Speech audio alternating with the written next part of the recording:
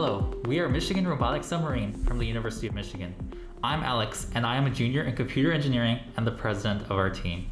Despite the difficulties presented by the COVID pandemic, we've worked hard to safely design, build, and optimize a competitive AUV. Hello, I'm Katie. I'm a sophomore in computer science and the software lead for the team. This has been the first year of Michigan RoboSub, and we're looking forward to competing as a rookie team this year and growing our team for years to come. I'm Andrew. I'm a sophomore studying computer science and a member of the software team. Today we'll be discussing the sensor optimization we've worked on this year. We'll be focusing on our image processing. This subsystem should be able to utilize a camera and process its output to quickly identify a small range of known objects and estimate their distance underwater. This information then needs to be communicated to our core autonomy controller. The foundation of our image processing, and therefore our primary sensor, is our stereo camera mounted inside of our submarine Huron. In order to obtain information about what is in the AUV's field of view, we rely on computer vision to identify objects and inform decisions on how to navigate in order to complete tasks autonomously. This year, we've prioritized developing and refining a machine learning model which identifies the PVC gate for the gate task. This model runs on an NVIDIA Jetson Nano, which communicates when an object is detected over a custom robot operating system, or ROS message, to the Raspberry Pi, which runs our core autonomy software, dubbed Captain by the team. As a rookie team starting during the COVID pandemic, we recognized the many challenges we would need to overcome to create a successful AUV. With this in mind, we initially targeted tasks that could be done with primarily visual identification with the camera system, as we knew we would be able to remotely develop vision algorithms and create test data using renderings if in-person data collection did not become an option. We also knew we could start developing a hydrophone system given previous experience of our team members, so we looked at some acoustically located tasks as a reach goal. With these criteria, we targeted 3 main tasks to complete: the gate task, the buoy task, and the torpedo task. For the gate task, we felt very confident. We knew that we would know the heading of the gate and could use our compass to find it from either start position. We also knew that the gate would be visible from the start position or a short distance from it. Given initial successes of our first computer vision algorithms, we considered it fairly likely that we would be able to design and develop our system to find and pass through the gate. As the buoy was a short distance from the gate, we knew that we would be able to apply the same approach with a modified computer vision algorithm. For this reason, we also felt fairly confident in our ability to find and bump the buoy. For the torpedo, we were less confident, as it would require our acoustic and visual systems to work together. We plan to use our acoustic system to find an initial heading and start moving our AUV towards the torpedo task. Once within visual range, the computer vision system would take over and eventually move in position to launch the torpedoes, ideally using distance estimates to ensure a good position. From a technical perspective, we needed to consider how to approach general navigation. Given the distances between tasks, we felt confident our camera system would be able to identify them from the maximum distance we intended to be from an object. Therefore, we opted for a simple approach that we could improve upon in the future. We decided to avoid absolute localization with respect to the environment. Instead, we would use our computer vision input to constantly reassess relative position in order to complete and navigate between tasks. This would allow us to focus our development primarily on one sensor, the camera. In order to gain more information, further confirm the objects we identified, and give us distances, we opted to use a stereo camera to gain depth perception.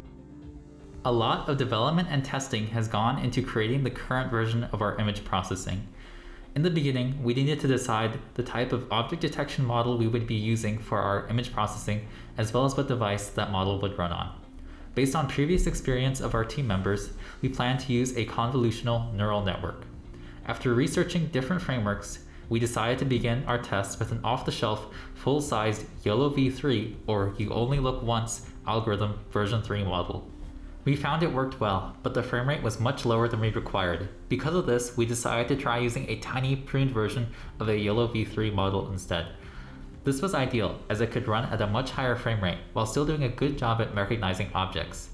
Even still, running this model in parallel with our main control software was too much for our Raspberry Pi to handle. We decided to add a second computer to our system using an NVIDIA Jetson Nano to run our model, resulting in a greater than 3 times increase in our frame rate. In order to create more accurate object detection models, we needed to collect both more data and more representative data to train these models. Collection of training data was made difficult due to the pandemic, as there was limited access to bodies of water to test in. For months, we were unable to work on the sub in person, so we resorted to creating semi-realistic renderings of an underwater gate to use as training data for our model. Once we were able to test in person with appropriate COVID safety precautions, we were able to capture real images used as training data. We collected different types of images with varying distance and angles from the objects, as well as some data from outside of the water.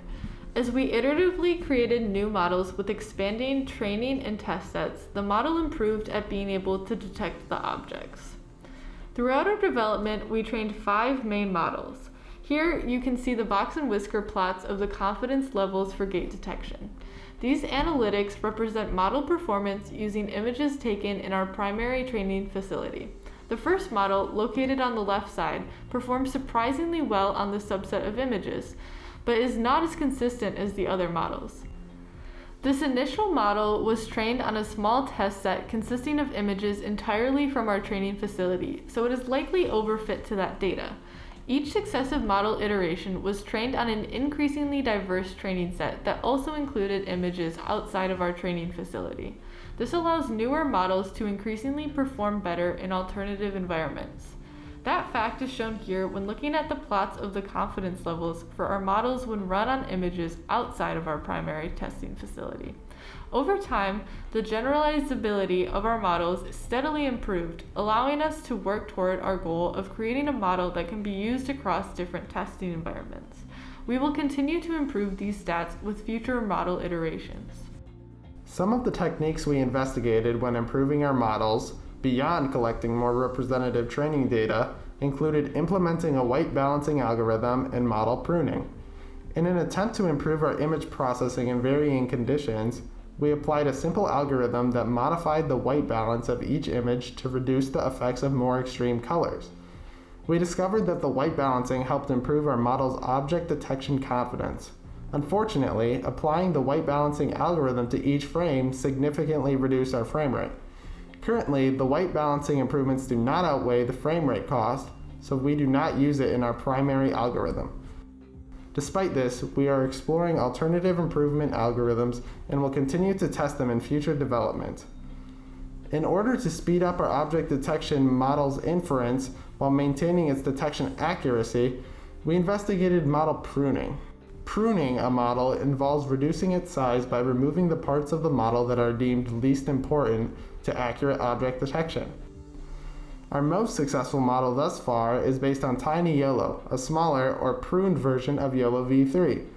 This model is designed to detect over 100 different classes of objects at a time, but the competition only requires detection of less than 10, so we could prune Tiny YOLO even further.